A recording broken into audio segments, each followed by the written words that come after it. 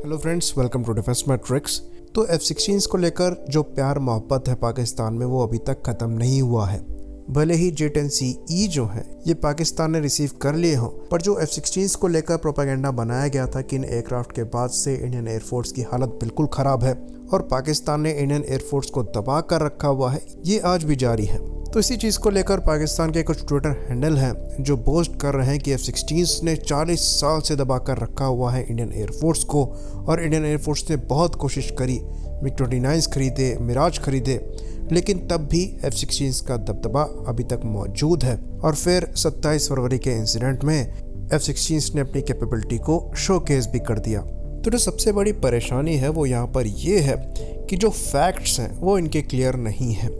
F-16 इनको जब से मिले हैं तब से इन्होंने खाली एक बार ही इंडियन एयरफोर्स को F-16 के साथ एक्चुअल में फेस किया है, और वो भी तब जब इनको पता था कि हमारे F-16 के पास फाइनली एज है। तो पाकिस्तान एयरफोर्स द्वारा जो F-16 हैं ये 80s में रिसीव किए गए थे, और जब इन्होंने अपने F-16 रिसीव किए थे तो वो काफ़ी इनिशियल वर्जन थे, ब्लॉक 15 स्टैंडर्ड के F-16 थे, और मेनली इनको दिए गए थे एयर टू सरफेस ऑपरेशंस के लिए ताकि ये अमेरिका की मदद कर सके। तो एयर टू एयर मिसाइल के नाम पर इनको खाली AIM-9 मिसाइल दी गई थी जो कि short range air to air missile है, और जिससे इन्होंने शुरुआत में ही एक blue on blue kill achieve करी और अपने ही एक F-16 को शूट डाउन किया। तो ये बात हम आपको बता दें कि उस समय भी अमेरिका के पास beyond visual range semi active guided missile थी जिसे AIM-7 कहा जाता है, पर वो जानबूझकर पाकिस्तान को नहीं दी गई थी। लेकिन फिर भी इंडिया ने F-16 के काउंटर में एयरक्राफ्ट परचेज किए, जिसके अंतर्गत MiG-29 और मिराज 2000 इंडियन एयरफोर्स द्वारा रिसीव किए गए। दोनों ही एयरक्राफ्ट काफ़ी ज़्यादा कैपेबल थे और F-16 से कंपैरेबल थे, लेकिन हमारे केस में हमारे जो प्लेटफॉर्म है ये F-16 से बेटर थे, क्योंकि यहाँ पर हमें semi active guided beyond visual range missile मिली थी। MiG-29 के साथ हमने R-27 रिसीव करी थी, वहीं पर मिराज 2000 के साथ हमें सुपर 530D मिसाइल मिली थी, जो कि उस समय दुनिया की सबसे best beyond visual range semi active guided missiles में से एक थी, और उस समय की सबसे महंगी एयर टू एयर मिसाइल्स में से भी एक थी। तो अगर पाकिस्तानी F-16 के पास AIM-7 मिसाइल भी होती तब भी हमारे एयरफोर्स के जो मिराज 2000 हैं ये इनके F-16 को डोमिनेट कर रहे होते, लेकिन यहाँ पर केस ये था कि इनके पास AIM-7 भी नहीं थी।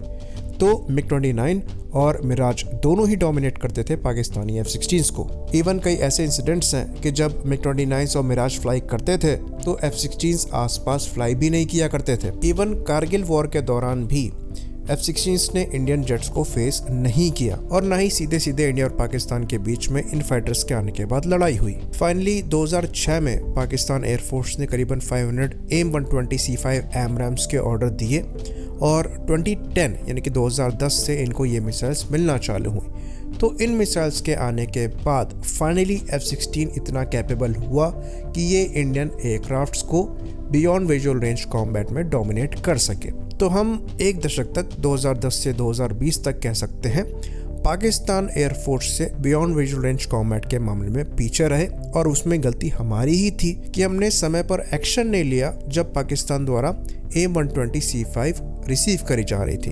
तो यहाँ पर हमारी लेट लतीफ़ी एक रीज़न था।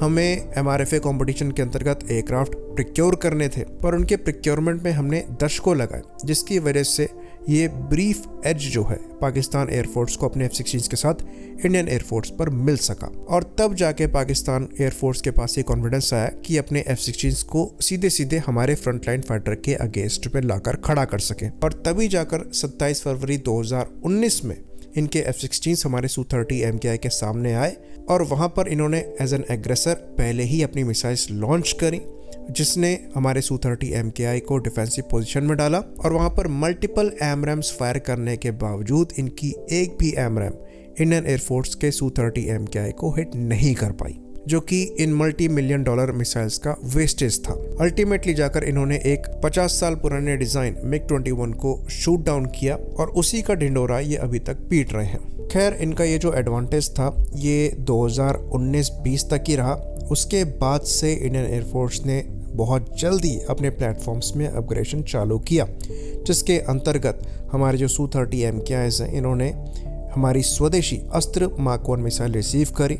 साथ ही साथ हमने रफाल रिसीव किए जिनमें मीटियोर मिसाइल लगी आती हैं। साथ ही साथ हमारे द्वारा R-77 मिसाइल के नए -1 वर्जन भी लिए गए जो कि AIM-120C5 के कंपैरेबल परफॉर्मेंस देते हैं। साथ ही साथ हमारे द्वारा जो MiG-29 हैं इनको भी अस्त्र मार्क 1 मिसाइल से अपग्रेड किया जाएगा और जो तेजस मार्क 1 हैं इनमें भी अस्त्र मार्क 1 का इंटीग्रेशन चल रहा है। तो ये चीज़ कही जा सकती है कि आने वाले 2 से 3 सालों में हमारे जो तेजस मार्क 1A भी हैं ये भी F-16 को एयर टू एयर कॉम्बैट में डोमिनेट करेंगे, स्पेशली बियॉन्ड विजुअल रेंज में। आई होप इन्फॉर्मेशन यहाँ पर क्लियर रही हो। इसी बात पर इस वीडियो को हम ख़त्म करेंगे। लाइक करिए, सब्सक्राइब करिए। जय हिंद।